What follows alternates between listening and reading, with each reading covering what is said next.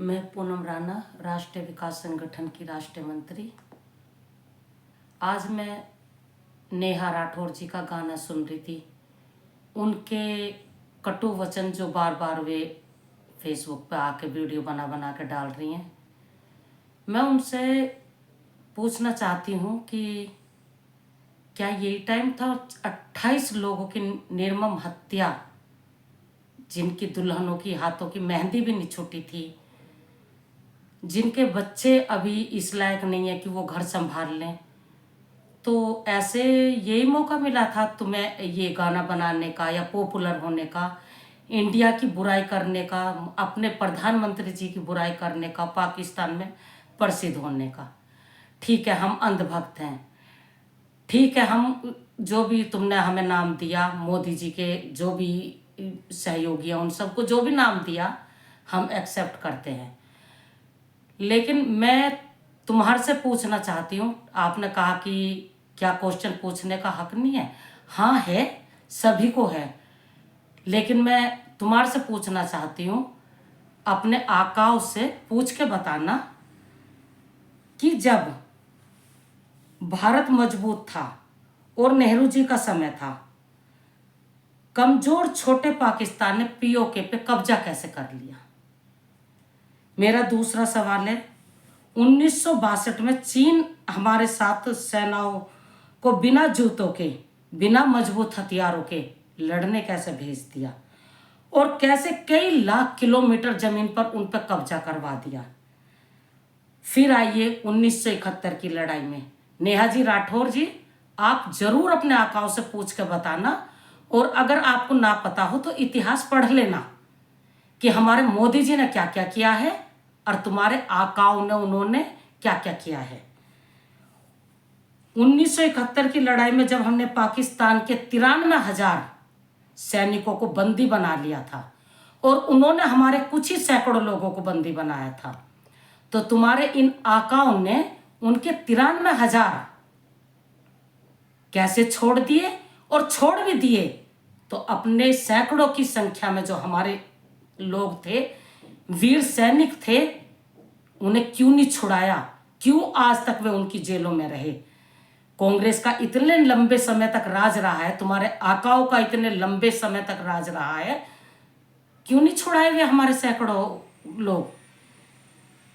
फिर जब हमारी जमीन पर 1962 में चीन ने कब्जा कर लिया था, तो तुम्हारे आकाओं ने उनसे चंदा क्यों लिया?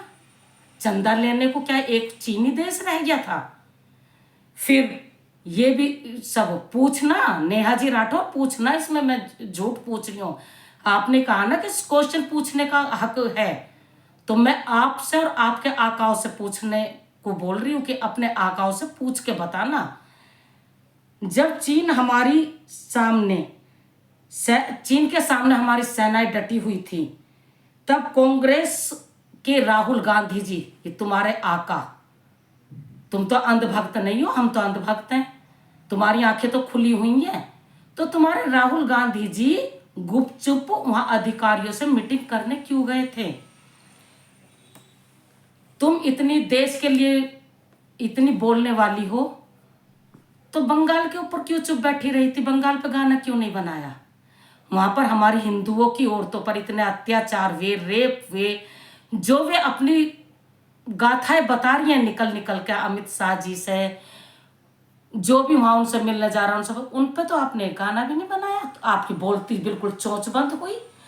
पहले जो आतंकी हमले हुए, पहला औरों की चोंच खुली थी, अब तुम्हारी चोंच खुली है। क्या ये टाइम था तुम्हें पॉपुलर होने का? क्या तुम्हें उन 28 लोगों की मौत पर जरा सी भी शर्म नहीं है? तुम्हारी आंखों में जरा सी भी नमी नहीं है, न जरा सी तुम्हारे चेहरे पर शिकंज है? क्या तुम उन तड़पते हुए लोगों का जरा सा भी तुम्हें दुख नहीं है? थोड़ी तो शर्म करती। ये टाइम तुम्हारा था गाना बनाने का। और रही मोदी जी की बात, मोदी जी का 56 इंच का सीना था, है और रहेगा। हमारे लिए वे भगवान हैं, थे और रहेंगे। क्योंकि जब तुम्हारे आकाओं का राज था ना, जब बसों की सीटों पर लिखा रहता था कि अनजान चीज को छुए ना, औरतें गले की चैन और ये रोज छीनती थी, औरतों के साथ रोज बदतमीजी होती थी जब तुम्हारी और तुम्हारे आकाओं की चोंच नहीं खुली। अब हम आज़ादी से रह रहे हैं, निडर रह रहे हैं। और सभी रही, तुमने कहा कि क्या हम बेरोजगारी पे चर्चा करें। हाँ, बेरोजगारी पे करिए, पर मैं आपसे पूछना चाहती हूँ, जब तुम्हारे आकाओं का राज था और जहां जहां पे भी तुम्हारे आकाओं का राज है, क्या सभी को सरकारी नौकरी है? तुम्हारे घर में कितनों को दी गई है सरकारी नौकरी?